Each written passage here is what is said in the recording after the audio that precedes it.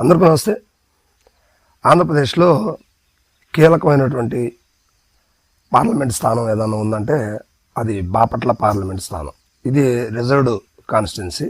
అయితే ఇది ఎక్కువ సార్లు రిజర్వేషన్ మీద నడిచింది. మధ్యలో కొన్ని దఫాలుగా జనరల్ కేటగిరీకి వచ్చినప్పుడు కూడా 1-2 సార్లే. మిగతా అంతా కూడా ఎస్సీ నాయకులే ఇక్కడ ఎక్కువగా పోటీ చేసినటువంటి పరిస్థితి ఉంది. అయితే గత విషయాలు మనం పెద్దగా దీని గురించి పట్టించుకోవాల్సిన అవసరం లేదు. కానీ 2014 నుంచి 19 వరకు, 2019 నుంచి 24 వరకు,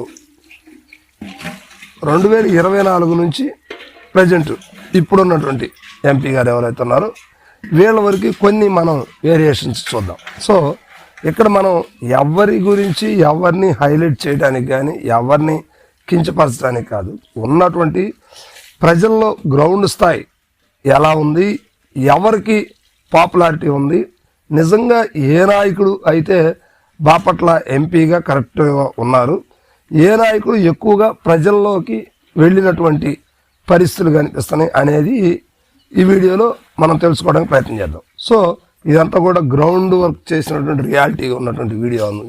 ప్రతి ఒక్కళ్ళు కూడా మన వీడియోని లైక్ చేయండి, సబ్స్క్రైబ్ చేయండి, కామెంట్ కూడా చేయండి. మీ విలువైన సందేశాన్ని కూడా నేను తెలుసుకోవాలి కదా. సో ఇప్పుడు ప్రస్తుతానికి ఉన్నటువంటి ఎంపీ గారు తేనేటి కృష్ణప్రసాద్ ఐపీఎస్ గారు. సో ఈయన వరంగల్కి చెందినటువంటి, తెలంగాణకి చెందినటువంటి వ్యక్తి. అయితే ఎస్సీ కమ్యూనిటీ. అయితే ఆయన యాక్చువల్గా బీజేపీ సీట్ ఆడించారు. సో అది దక్కకపోవడంతో కూటమిలో తెలుగుదేశం పార్టీ నుంచే బాపట్ల తెలంగాణ నుంచి వచ్చి ఆంధ్రప్రదేశ్లో ఆయన చేయడం జరిగింది. సో ఇప్పుడు ఈయన మీద స్థానికంగా ఉన్నటువంటి ఎమ్మెల్యేలు, అంటే ఈయన పరిధిలో ఉన్నటువంటి ఒక 7 అసెంబ్లీ స్థానాలు ఉంటాయి కదా. సో వీళ్ళకి ఈయనకి పెద్ద సఖ్యత లేదు అనే మాటలు అయితే వినిపిస్తూ ఉన్నాయి. సో ఇక మంచి చెడు అనే విషయాలు పక్కన పెడితే అసలు నిజంగా ప్రజల్లో ఈ 2 సంవత్సరాలు 2.5 సంవత్సరంగా వస్తూ ఉంది. ఈ 2-2.5 సంవత్సరంలో ప్రజల్లో ఆయన ఎంత ప్రజాభిమానం పొందాడు అనేది ఇప్పుడు టాపిక్. అయితే ఎంతవరకు నడుస్తుంది, ఈయన ప్రజలకి ఏమి చేశాడు అనేది నిజం మాట్లాడుకోవాలంటే పెద్దగా చేసింది ఏమి లేదు, ఈయన ప్రజల్లోకి కూడా వెళ్ళింది కూడా ఏం లేదు. సో ఇక ఈయన విషయం కొంచెం పక్కన పెడదాం. నెక్స్ట్ దీనికి ముందు 2019 నుంచి 24 వరకు వైఎస్ఆర్సీపీలో భారీ మెజార్టీతో గెలిచినటువంటి వ్యక్తి నందిగం సురేష్ గారు. సో నందిగం సురేష్ గారు వైఎస్ఆర్సీపీకి వీరభక్తుడు జగన్మోహన్ రెడ్డి గారికి. ఈ విషయం మనకు తెలుసు. ఈయన మోడీ గారికి ఎలా భక్తుడో ఆయన జగన్మోహన్ రెడ్డి గారికి భక్తుడు. సో ఇప్పుడు నందిగం సురేష్ గారు 2019 నుంచి 2024 వరకు పవర్లో ఉన్నారు. కానీ ఏమి చేశారు ఏంటి అనేది ఒక్కసారి ఆలోచన చేస్తే ఎక్కడ ఏమి చేసిన దాఖలా లేవు. సో అప్పుడు అయితే అప్పుడున్నటువంటి 2019 నుంచి 24 వరకు ఉన్నటువంటి ఎమ్మెల్యేలు కావచ్చు, అదేవిధంగా ఎంపీలు కావచ్చు, నామినేటెడ్ పోస్టులు ఉన్నటువంటి నాయకులు ఎవరైనా కూడా ఏం చెప్తారంటే మేము చేయడానికి మాకు అవకాశం లేదు, అన్ని జగన్మోహన్ రెడ్డి గారే బటన్ ద్వారా నొక్కేసేసారు, వాటిని మేము ప్రచారం చేయడం చెప్తే మేమైతే స్వతహాగా చేయగలిగింది ఏమి లేదు అంటూ వీళ్ళు చెప్పుకున్నారు. అయినప్పటికీ ప్రజల్లోకి డైరెక్ట్గా వెళ్ళి ప్రజలతోటి ఆ నియోజకవర్గ భౌగోళిక పరిస్థితులు మొత్తం కూడా కనీస అవగాహన కూడా లేనటువంటి వ్యక్తులని నేను చెప్పగలను. ఎందుకంటే 7 అసెంబ్లీ స్థానాలు ఉంటాయి ఒక పార్లమెంట్ పరిధిలో. ఈ 7 అసెంబ్లీల్లో ఎమ్మెల్యేలతో కావచ్చు, వారి మీద పోటీ చేసి ఓటమి పాలైనటువంటి వ్యక్తులు కావచ్చు, అసలు ఆ నాయకుల గురించి ఏంటి పరిస్థితి ఏంటి, అక్కడ ఓట్ బ్యాంక్ ఎవరిది ఉంది, నిజంగా ఎవరికి ఏ అవసరం ఉంది, అసలు నా కాన్స్టిట్యున్సీలో అంటే నా పార్లమెంట్ కాన్స్టిట్యున్సీలో ఎవరికి ఏ అవసరతలు ఉన్నాయి, ఎంతో కొంత అంటే ప్రభుత్వం ఇచ్చే నిధులను బట్టి పూర్తిగా చేయాలని కాదు, ఎలాంటి అవసరతలు ఉన్నాయి, ఇవన్నీ నా పరిధిలో నా పేరు రావాలంటే ఏం చేయాలి అనేది నాకు తెలిసి ఈ 2 ఎంపీలు ఎక్కడా కూడా చేసినటువంటి పరిస్థితులు లేవు. సో అందుకే వీళ్ళిద్దరిని కూడా ప్రజలు పక్కన పెట్టేశారు. కానీ నిజానికి వీళ్ళకంటే ఎక్కువగా పనిచేసి, ఎక్కువగా నిధులు తీసుకొచ్చి, ఎక్కువగా ప్రజల మధ్య తిరిగినటువంటి ఒక వ్యక్తి ఉన్నాడు. ఆయనే శ్రీరామ్ మాల్యాద్రి గారు. సో ఈయన ఐఆర్ఎస్ క్యాడర్. సో ఈయన 2014 నుంచి 19 వరకు బాపట్ల పార్లమెంట్ సభ్యులుగా పనిచేశారు. ఈయన అప్పట్లో గెలిచారు. చాలా మృదు స్వభావి, ఐఆర్ఎస్ క్యాడర్ కలిగినటువంటి వ్యక్తి. చంద్రబాబు నాయుడు గారికి కూడా ఒకానొక సమయంలో సలహాలు ఇచ్చి పార్టీ బలోపేతానికి కృషి చేసినటువంటి వ్యక్తి.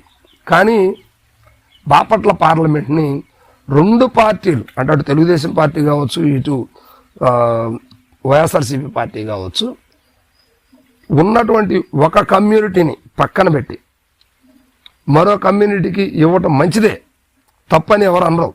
కానీ నిజంగా ప్రజల్లోకి వెళ్ళి యాక్టివిటీ చేసేటువంటి నాయకుడు కోసం చాలామంది ఎదురు చూస్తున్నారు. సో నిజానికి ఎవరు వీళ్ళల్లో పనిచేసినటువంటి వ్యక్తులు. ఇక ఈయనకు ముందు చూస్తే మనం పనబాక లక్ష్మి గారు మనకు తెలుసు. ఆమె మహిళ అయినప్పుడు కూడా కాంగ్రెస్ పార్టీలో కేంద్ర మంత్రిగా పనిచేశారు. కానీ ఆమె నిజంగా ఆమెతో పోల్చుకుంటే వీళ్ళు ఎవరు సరిపోరు. సరే, ఆ విషయం పక్కన పెడదాం. ఇప్పుడున్నటువంటి ఈ ముగ్గురు జెంట్స్లో శ్రీరామ్ మాల్యాద్రి గారు 14 నుంచి 19 వరకు, నందిగం సురేష్ గారు 19 నుంచి 24 వరకు, 24 నుంచి రేపు 29 దాకా ఉండేటువంటి తేనేటి కృష్ణప్రసాద్ గారు కానీ ఇటువంటి యాక్టివిటీ చేశారు. ప్రజలు ఎవరికి ముగ్గురిని గెలిపించారు, కానీ ఎవరికి అవకాశాలు ఇవ్వాలి, ఎలాంటి వాళ్ళు నిజమైన నాయకులు, వీళ్ళల్లో ఎవరు గొప్ప నాయకుడు, ఎవరు ప్రజల పక్షాన్ని నిలబడేటువంటి వ్యక్తులు, ఎవరు ఎక్కువ పనులు చేశారు, ఎవరు ప్రజలతో మమేకమై గట్టిగా తిరిగారు అనేది ఇప్పుడు ఇక్కడ నడుస్తున్నటువంటి ఆ విషయం అని చెప్పుకోవచ్చు. సో మొత్తం మీద మనం ఏదైనప్పటికీ నిజంగా ప్రజలకి ఎవరు అవసరం, ప్రజలకి ఏం చేస్తున్నారు అనే నాయకుడిని మరొకసారి మనం గెలిపించుకోవాల్సిన అవసరం ఎంతైనా ఉంది. సో ఇప్పుడు నేను అంటుంది శ్రీరామ్ మాల్యాద్రి గారి గురించి కాదు, ఇంకా అలాంటి పని చేసినటువంటి నాయకులు అంటే నాకు తెలిసైతే శ్రీరామ్ మాల్యాద్రి గారి సమయాల్లో బాపట్ల పార్లమెంట్లో అక్కడక్కడ కొన్ని పనులు కనిపించినటువంటి పరిస్థితులు ఉన్నాయి. కానీ ఆ తర్వాత వైఎస్ఆర్సీపీలో నందిగం సురేష్ గారు కూడా చేసింది ఏమీ లేదు పెద్దగా. ఇప్పుడున్నటువంటి తేనేటి కృష్ణప్రసాద్ గారు కూడా చేసింది ఏమీ లేదు.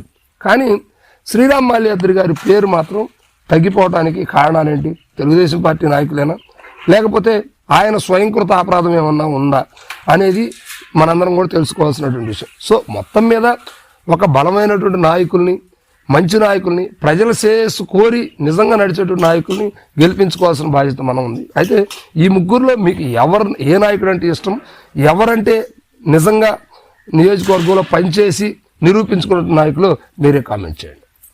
Thank you.